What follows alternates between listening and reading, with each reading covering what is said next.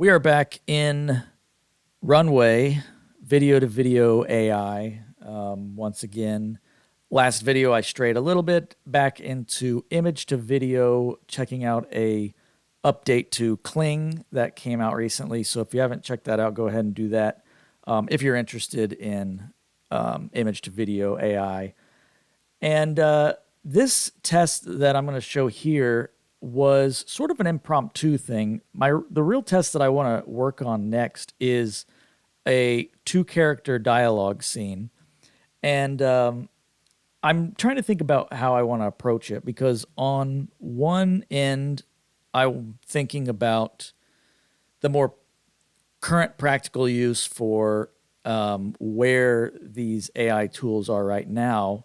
And say you're doing a kind of TikTok, Instagram reel sketch where you have one person acting out multiple roles. And can you adjust the prompt enough, or can you wear like different costume pieces and then get totally different characters? Of course, I think any character I play is probably always going to come out with a beard of some sort, but that's one way I can think about doing the test. The other way is that I kind of want to get two actors involved and not have my face anymore, try it with other people, because I've had some of the comments, people saying that they have trouble making it look like them. And I guess, like, I don't know if I'm just lucky or I have a face for AI, whatever that means. I don't know if that would be a good thing or a bad thing, but for some reason it seems to pick up my likeness okay. This last one, it's sort of hit and miss. So just like I did with the Western, I'm going to show the whole video, the side-by-side comparisons, and then we'll come back and talk about it.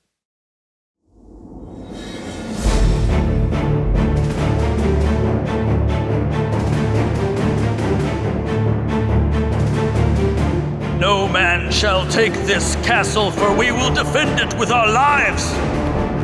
No man shall take this castle, for we will defend it with our lives. No man shall take this castle, for we will defend it with our lives.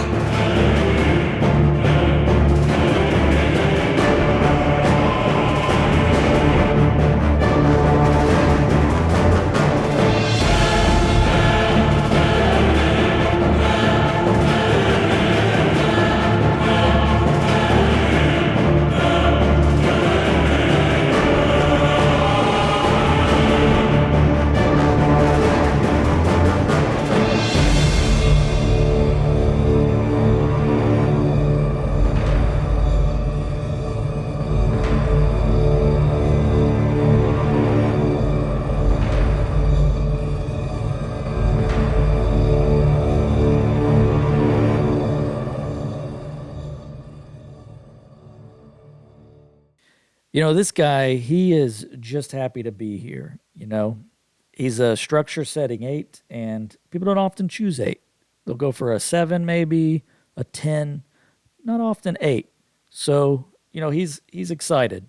His hand, not so much, but he is. Just a little bit of quick backstory about this building here. I was out of town. I was driving, and I saw it off the side of the road, and I just had to pull over because it was so cool looking that, doing the cardboard tests with the cardboard boxes and how it handled that, I was just curious what Runway would do with this.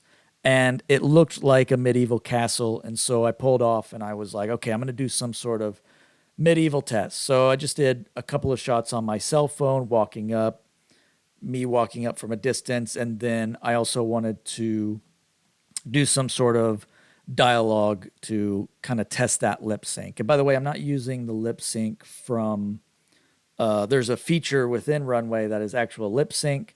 This is still just straight from the video source to whatever it spits out, because I want to see how accurately it can handle that. So yeah, I came up here, and I think this is an abandoned, I know it's a movie theater. I think it's abandoned or closed down because it didn't seem like it was still in business, but it was an old movie theater. So as far as the quality of the test goes, I think it did really well of turning it into what looks like a castle, but I think compared to the Western, this has more of a video game looking feel to it, rather than the Western sort of leaned more into realism. And I think this just feels more video game like. And, not to say there isn't a place that this can be used for YouTube videos, TikTok, Reels. I think this is, I think if it comes out more often with this video game look, there are definitely still a lot of ways that it can become useful. It just becomes less useful for using it in filmmaking if you want to integrate it into more realistic footage. Some of it's better than others, and we'll go over each of that. But for this shot here, you can see it pretty much leaves the shape of the structure intact. But, it adds windows, it adds these little ledges around here. One of the things that I said was I wanted moss and vines over the tree or over the brick, and it put some here around here. The other thing that it did on every one of the videos was the clouds move by like it's some kind of time lapse footage, and I even put in slow moving clouds and it just ignored it. So that's something I'm trying to figure out how you can get it to where it doesn't race the clouds overhead. So if we scrub forward, we can see the comparison here, right? You can see again, one of the things that Runway's video to video is excellent with is actually tracking the structure and applying the new texture over the top of it. It just is pretty much perfect. You don't see these windows or any overlays just floating. So it's really incredible how it is able to track that. So that is a big positive. You can see the little curb area up here. It turned to grass, even though this is all concrete. There's not really any indication that this should be grass. It just saw a raised surface and said, it knows that this is some sort of driveway, so it made it a cobblestone driveway, and it made this a grass area. So that's interesting how the AI handled that. So if we move over to this shot, then the first thing you'll probably notice is how much better the castle looks, how much more detailed it is, and it's definitely the best version of the castle in all these tests. What I'm not entirely sure about is why this one turned out this way when I actually used the seed from one of the dialogue shots, the first one I did with the structure 5 setting, which I used the same seed across all of the videos because I wanted them to all look as close to each other as possible, with the only varying factor being what I changed in the structure setting. But this one just made this castle look so much better. And had this been the very first one I did, I definitely would have used the seed from here. But, you just look at this as an image on its own, and it's definitely a passable image. It kind of falls apart when the character turns his head. You've got a lot of distortion here and here. We look at me coming up and comparing how close it resembles me. Not really that much, other than, we both don't have much hair, especially if you scrub a little forward. Right there, that's pretty accurate, I would say. But, as far as similarities to the input video, it's quite a change here. But like with the Western, it seemed like when I was farther back, it was less accurate to my features than it was when it's close up. And sort of the same thing here again. Really, the amazing thing about this shot is just what it did with the castle. It's very impressive. And I think that, this being the alpha version of Generation 3, as it improves, if there are ways that you can handle the structure settings and the character settings either separately or, I don't know. Like, I feel like there needs to be a little bit more control, because somewhere in there are all the little factors to make these some really great images from a video that you can take and input. But as I'll show you on one of the dialogue shots of what I'm trying to get at, it really kind of breaks down on the human characters when you up the structure, because the structure, the higher you get it, the better quality environments are, but the more deformed the human characters tend to get. So let's just move on to those dialogue shots to talk about it. I'm going to let this play through because what I did on each of these is that I wanted to try low structure settings, default. This is the default. This is level 5. And then a higher structure settings. I didn't want to go to the extremes of 1 and 10, but I wanted to try sort of where it could if you were playing with the levels of it. And if we look at 3, the structure is pretty much unchanged. It's very square. It does look better, honestly, than the shot that I was on structure 5, setting 5, where it was just pushing into it, where that looked fully video game. This at least is passable as more realistic brick in the background. And I think it handled the character very well. Again, we look at structure setting 3, we up it a little bit to the default 5, something a little bit more animated. You got the kind of darker stroke or embossing. I can't remember what they call that, but where all the little lines are just a little bit darker. So it kind of feels like there's a filter over a human there. But you look at the structure and there's a little bit more details back here. And then we go up to structure setting 8 and it looks pretty good. Like it changes it more into towers. It rounds it out and everything. Again, nowhere near as good as this castle. This is amazing. I don't know what happened here, but you know, you come back to this one and you know, there's a lot more moss, windows, details in the environment and the architecture, but the human character falls apart. This is total like video game right here. And you look at the hand, it's completely fallen apart. It is a fully AI hand. But this is really why I wanted to do the test of various structure settings from low to high to see how it would handle things. And really what it told me is that the higher the structure setting, the more detailed architecture, environments are going to be, but the less realistic human characters are going to be. Whereas the lower the structure setting, if we scrub back lower, the more realistic your human characters will be, but at a cost of your environments not straying very far from their structural shape. If that all makes sense. I hope that all makes sense of what I'm trying to say.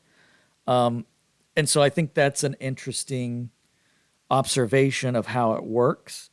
And I really hope that in future updates, there will be a way to separate those settings and to where you can amp up the structure setting and you can get this castle in your background. You can go up to like a level 8 or, I mean, this was on 5, but you can go up to a level 8 or 10 and get an insanely detailed environment.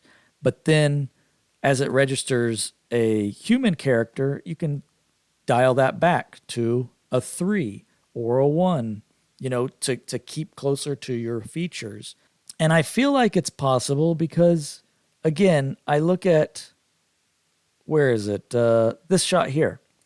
I look at this shot and maybe because there was grass here, I don't know, maybe that's why it put grass here, but I look and the AI is smart enough to know that this here is not part of the driveway.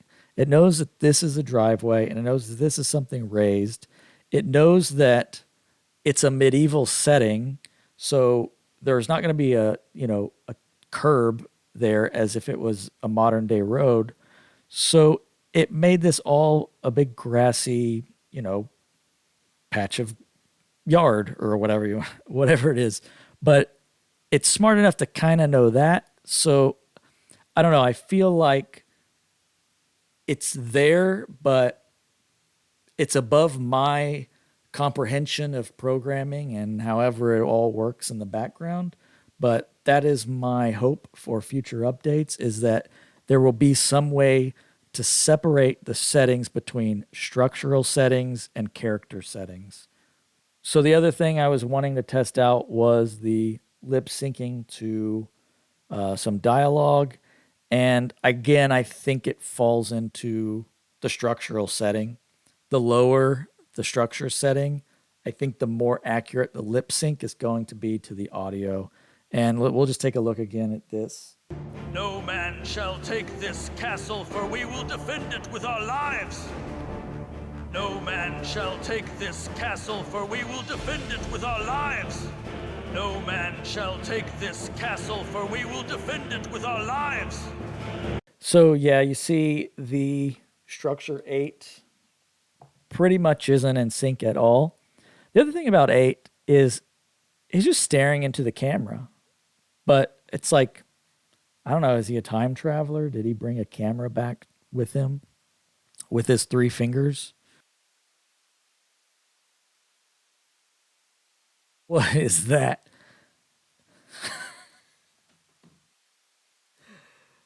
Oh boy, that is the tongue. It goes hand in hand with the quality of the character with the structure setting. The higher the setting, the less accurate your lip sync's going to be. And really, the character's not even looking in the same direction that I was at this point. It's completely changing it into something else.